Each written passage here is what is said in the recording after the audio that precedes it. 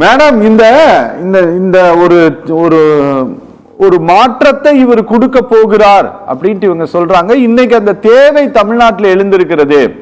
2016 போல இன்னைக்கு 2026 இல்லை அப்படிங்கிறதுனாலதான் நாங்க வரப்போகிறோம், நாங்கள் தரப்போகிறோம்னு சொல்றாங்க. ஆனா அது ஒரு வகையில பார்த்தோம் அப்படின்னா கிட்டத்தட்ட நிஜமும் கூட தான். ஏன்னா ஒரு விஷயத்தை ஜனங்க கிட்ட கொண்டு போய் சேர்க்கிறதுக்கு இன்னைக்கு ஒரு பெரிய வழித்தடமாக சமூக வலைதளங்கள் இருக்கிறது. அதனாலதான் அதிமுக கூட இன்னைக்கு நேரடியாக பதில் சொல்லாமல் ஐடி விங் மூலமாக இன்னைக்கு தாவேகாவிற்கும் விஜய்க்கும் இன்னைக்கு பதில் கொடுத்திருக்கிறாங்க.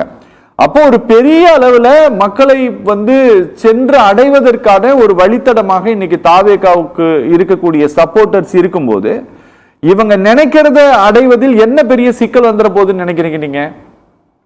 நிச்சயமாக உங்களுக்கு தெரிஞ்சிருக்கும் நினைக்கிறேன்.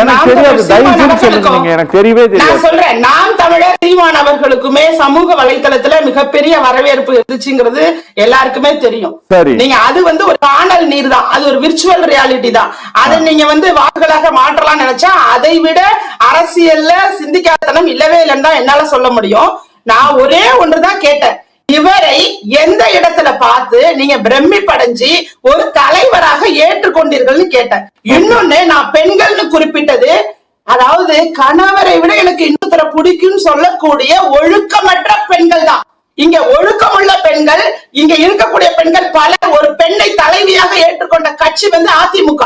அதிமுகவுக்கு தான் பெண்களுடைய வாக்கு என்னைக்குமே இன்றளவும் தமிழகத்துல பெண்கள் ஓட்டு அதிமுகவுக்கு தான் அதிகமா இருக்குங்கிறது எல்லாருக்கும் தெரியும். அவருக்கும் தெரியணும், தெரிய போகுது.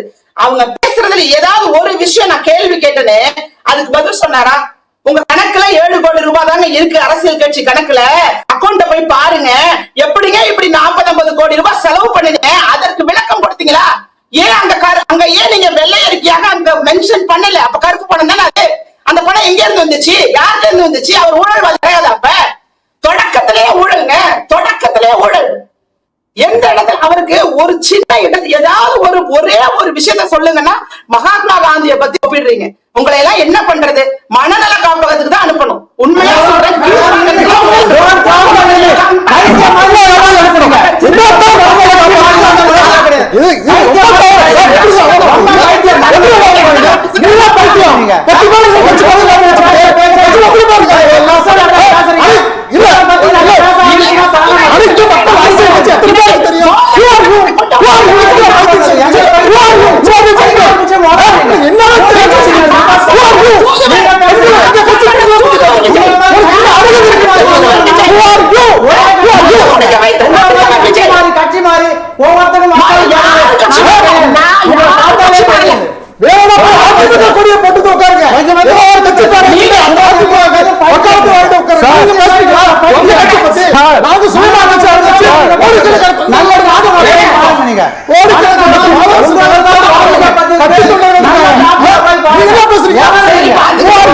சட்டத்தை பத்தியா தெரியாம அக்கௌண்ட்ஸ் தர வேண்டியது எந்த அரசியல்வாதியோட கடமையே கிடையாது.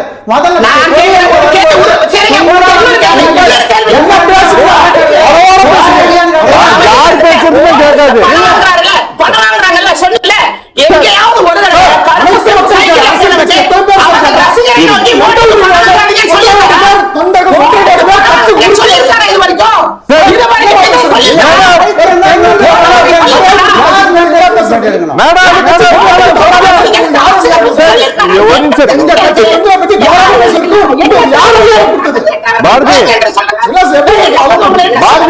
அவங்க பேசிட்டாங்க பாரதி, நான் எப்படி அலோவ் பண்றேன்னா நான் என்ன பேசிட்டேன்னு சொன்னவங்க.